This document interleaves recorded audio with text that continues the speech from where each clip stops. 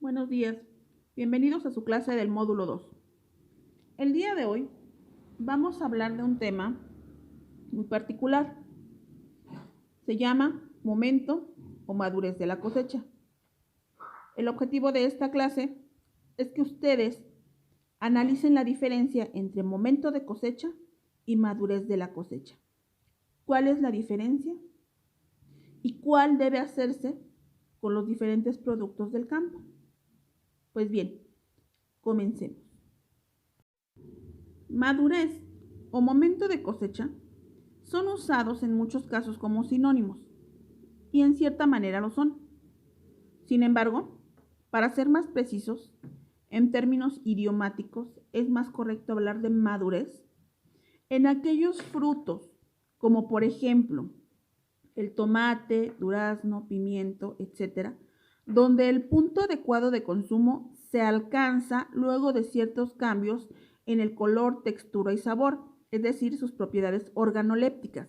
¿Cuáles son las propiedades organolépticas? Las que podemos percibir por medio de los sentidos: olor, color, sabor, textura. En cambio, en especies que no sufren esta transformación, como por ejemplo el espárrago, ¿qué otra? La lechuga, la remolacha, es más correcto hablar de momento de cosecha. El grado de madurez es el índice más usado para la cosecha de frutos, pero debe diferenciarse la madurez fisiológica de la madurez comercial. La primera, es decir, la madurez fisiológica, es aquella que se alcanza luego que se ha completado el desarrollo, mientras que la madurez comercial se refiere al estado en el cual es requerido en el mercado y no precisamente tiene que estar ya maduro. Hay algunos productos, por ejemplo, cuando ustedes van a comprar, se me viene a la cabeza lo primero una fruta como el plátano, que cuando ustedes lo van a comprar muchas veces todavía está verde. ¿Sí? Entonces, el producto lo cosecharon cuando ya tenía un momento de madurez comercial, ¿sí? Porque desde que lo cosechan hasta que llega al mercado, este producto va madurando. Si lo hubieran cosechado cuando ya está maduro, sería para el consumo inmediato, y entonces, si el producto no se vende o no se comercializa como es, las pérdidas por no vender ese producto serían muy grandes. Cada fruto presenta uno o más síntomas inequívocos cuando ha alcanzado la madurez fisiológica. Por ejemplo, en el tomate es cuando este ha desarrollado una masa gelatinosa que cuando nosotros lo partimos llena el interior de los lóculos, y las semillas no son cortadas cuando el fruto es seccionado con un cuchillo filoso. En el caso del pimiento, cuando las semillas se endurecen y comienza a colorearse la parte interna del fruto, podemos decir que ya está maduro. Existe otro grado de madurez que ya no es recomendable, y es la sobremadurez. Se entiende como sobremadurez al estado que le sigue a la madurez comercial, y la preferencia por parte de los consumidores obviamente disminuye, fundamentalmente porque el fruto se ablanda, pierde color, el olor también varía, el sabor también es característico, y pues antemano sabemos que cuando un comerciante oferta este tipo de productos, la gente ya no los va a consumir. En ocasiones realizan estrategias de mercado como bajar el precio de los productos antes de que estos lleguen a un punto de pudrición. O sea, la sobremadurez, todavía no, los productos no han perecido, todavía no están podridos, pero ya sus características organolépticas variaron particularmente. Cuando se desea hacer una clasificación de productos que tienen o que deben de cosecharse con una madurez fisiológica o con una madurez comercial, se debe hacer o es necesario hacer una clasificación de dos tipos de frutos: los frutos climatéricos y los no climatéricos.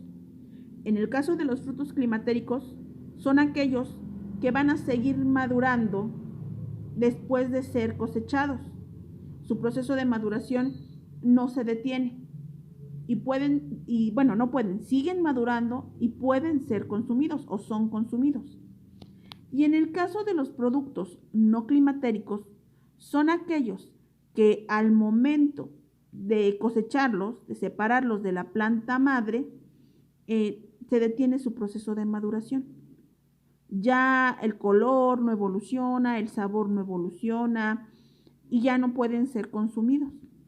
En este momento les estoy agregando una imagen de ejemplos de productos no climatéricos y climatéricos. Al parecer ustedes ya hicieron una actividad referente a esto. El cambio de color es el síntoma externo más evidente de la maduración y se debe en primera instancia a la degradación de la clorofila, es decir, la desaparición del color verde que proporciona esta sustancia, y a la síntesis de pigmentos específicos de la especie, pueden ser amarillos, rojos, morados, etc.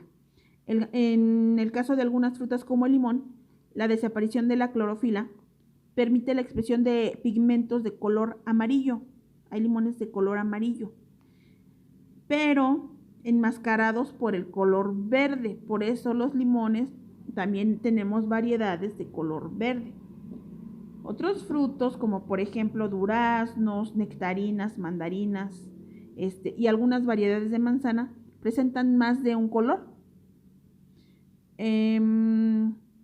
Estos cambios están asociados a la madurez y el de cubrimiento, que en muchos casos es un aspecto varietal. O sea, dependiendo de la variedad, vamos a tener diferentes colores de frutos o de hortalizas.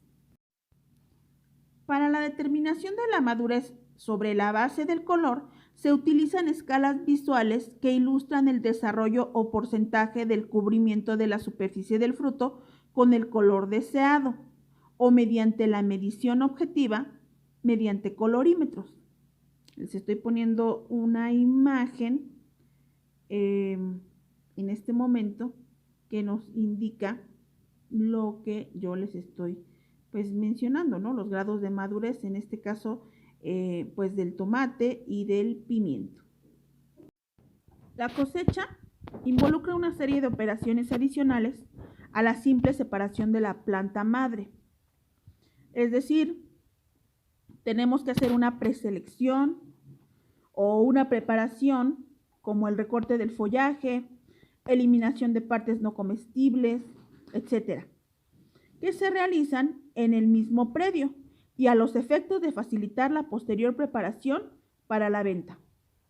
En algunos casos, el producto es íntegramente preparado para el mercado en el campo, aunque lo normal es que los recipientes cosecheros sean vaciados en otros más grandes para su traslado al galpón de empaque.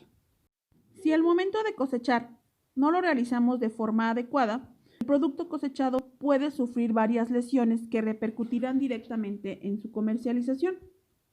Existen distintos tipos de lesiones. Por un lado, están las heridas, cortes o laceraciones, en donde existe la pérdida de integridad de los tejidos por acciones cortantes o punzantes. Este tipo de lesión es muy frecuente durante la cosecha y producidas por las herramientas con las que se realiza la separación de la planta madre. Pero también ocurren heridas producidas por las uñas del operario o por el mismo pedúnculo del fruto, el cual lesiona a los otros frutos.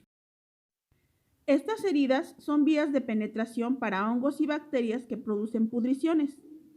Este tipo de daño es fácilmente detectable y es normalmente eliminado en las operaciones de clasificación y empaque. Los golpes y machucones por diversas causas son mucho más frecuentes, no son fácilmente visibles y sus síntomas se manifiestan varios días después, cuando ya el producto se encuentra en manos del consumidor. Se identifican 3 causas principales de lesiones. A continuación les voy a dejar un video complementario acerca del manejo post cosecha de frutas y hortalizas. Por favor, analícenlo y ya saben que si tienen cualquier duda o comentario pueden contactarme. Revisen su actividad complementaria y estoy para servirles. Nos vemos la próxima clase. Que tengan un excelente día. Al hablar de la poscosecha específica de las frutas y hortalizas, debemos hacer mención especialmente al almacenamiento de las mismas. Las frutas y las hortalizas son comúnmente conocidas como productos vegetales frescos, por el alto contenido de humedad que presentan en el momento de la recolección. Este elevado contenido de humedad, generalmente superior al 60%, en la mayoría de estos productos debe conservarse hasta el momento de su consumo final, pues es parte constitutiva de las células, determinando por ello las características físicas y organolépticas de los mismos y por ende el grado de aceptación en el mercado. Las frutas y las hortalizas presentan un complejo y delicado comportamiento fisiológico durante el almacenamiento, debido a su gran susceptibilidad a cualquier variación en la temperatura, humedad relativa y composición del área que la rodea. Por ello, los sistemas de almacenamiento con ellas empleados básicamente tratan de controlar estas tres variables fundamentales. En función de lo anterior, se pueden establecer algunos métodos o sistemas para la conservación durante el almacenamiento de frutas y hortalizas en estado fresco. Almacenamiento refrigerado. El empleo de bajas temperaturas en los sistemas de almacenamiento para productos hortifrutícolas se ha convertido en una de las principales herramientas empleadas por el hombre para la conservación de este tipo de alimentos. La refrigeración es el proceso por el cual se retira el calor de los productos con el propósito de disminuir su temperatura y su actividad metabólica. El objetivo perseguido en el almacenamiento refrigerado es restringir al máximo la velocidad de deterioro de los alimentos sin acarrear una maduración anómala u otros cambios anormales, pudiéndose mantener en condiciones aceptables para el consumo por periodos relativamente largos. Mediante el empleo del frío se logran efectos específicos sobre algunos procesos fisiológicos de los frutos, tales como la disminución del ritmo y velocidad de la respiración, la transpiración, la maduración y por ende en la deterioración de los productos. En un almacén refrigerado convencional se controlan tres factores a saber: temperatura, humedad relativa y movimiento del aire. No existe una temperatura ideal para el almacenamiento de todas las frutas y hortalizas, pues son diferentes las respuestas de cada una de ellas a bajas temperaturas. Asimismo, son diferentes los tipos posibles de almacenamiento refrigerados para estos productos y en general se presenta una relación inversa entre la actividad respiratoria y el periodo de almacenamiento, de tal forma que aquellos que ofrecen una actividad respiratoria mínima son los que pueden almacenar durante periodos más prolongados. Almacenamiento de atmósferas modificadas y controladas. Para el caso del almacenamiento de atmósferas modificadas, es una forma de prolongar la conservación de ciertas especies, fundamentalmente peras y manzanas, al colocarles en ambientes con una atmósfera diferente a la normal del aire, generalmente empobrecida en oxígeno y enriquecida en anhídrido carbónico, CO2. En el caso del almacenamiento de atmósferas controladas, se persigue igualmente prolongar el periodo de conservación de los productos frescos, pero en este caso su almacenamiento se realiza en una atmósfera también diferente a la normal del aire, donde la concentración de O2 es inferior y la de N2 y CO2, nitrógeno y dióxido de carbono, son superiores. En este caso, la composición de la atmósfera se regula cuidadosamente. Toda atmósfera controlada es modificada, pero no a la inversa. El uso de atmósferas controladas o modificadas se debe considerar como un complemento a un adecuado control de temperatura y humedad relativa.